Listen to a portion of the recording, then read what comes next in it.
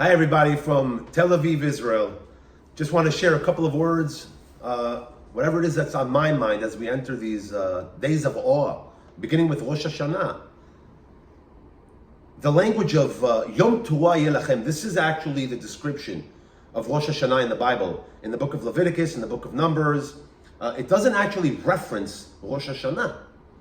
The reference to Rosh HaShanna, the rabbis make the connection to Yom T'ruah, Yeye, which actually, if you literally translate it, is a day of blowing or a day of blasting you should have. And they put in parentheses, a day of blowing the shofar, the ram's horn. But there's an interesting take to what it actually means, Yom T'ruah, Yeye. Of course, there's all kinds of commentators that everyone brings in because they have to complete, they have to fill in the blank, if you will. And in the Talmud, for example, we learn Yom T'ruah Yelachem shekol hayom kasher litkoa b'shofar shenemar Yom T'ruah. The Talmud teaches us in Masechet Megillah that actually the entire day is kosher to blow into the shofar. So they take it to a literal practical place. If you didn't blow it in the morning, you can blow the shofar in the afternoon, and so on and so forth. The entirety of the day, it's kosher to blow into the shofar to fulfill the mitzvah of tkiyah b'shofar. But I'm just going to bring you real quick the text, the commentary of Netivot HaShalom, Past the Peace by Rabbi Shalom Noach Borshavsky, who takes it to a spiritual Hasidic kind of place. He actually focuses and hones in on this language and says, Yom T'ruah Yelachem, yesh litbonen balashon. The language of you should have a blowing day or a blasting of a day really requires us to hone in and focus on the language that's written, because lo matzinu kedugmato b'makom acher. We haven't found such language anywhere else. Shelo nichtav b'lashon tzivui. It wasn't written in a commanding approach. It wasn't written, you should litkoa, right? You're required to blow into the shofar. And safakazo. There is no language like this. Ela mashmauto pasuk, and this is nice. He actually says the meaning of the verse is itzumo shel yom kulo yom T'ruah. The essence of the entire day is as if the ram's horn is being blasted.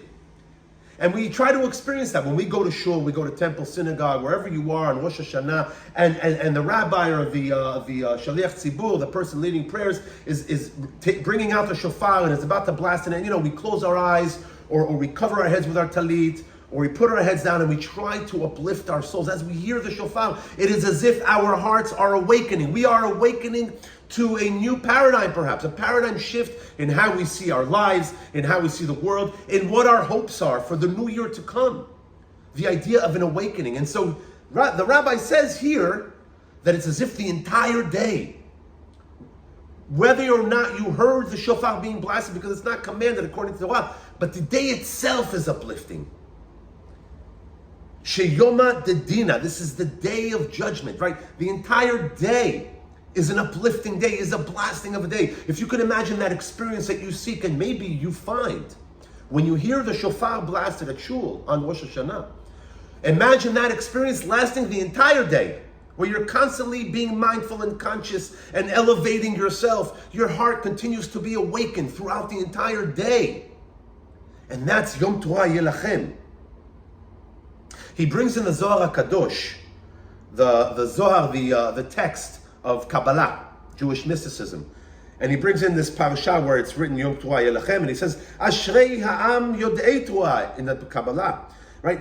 Praised is the nation that knows T'ruah, knows through experience, knows what it feels like. Lo ktiv shom'ei ot koei ot tok'ei T'ruah. Doesn't say in the text, those who heard or blow into the shofar T'ruah, ela yodei T'ruah. And it's a really nice perspective on understanding what it means to be in a constant state of awareness, of awakening, of elevation, mindfulness, consciousness.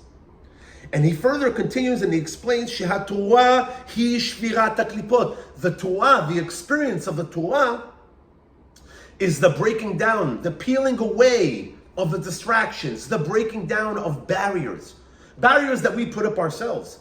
You see people staring at their screens, they don't see what's in front of them.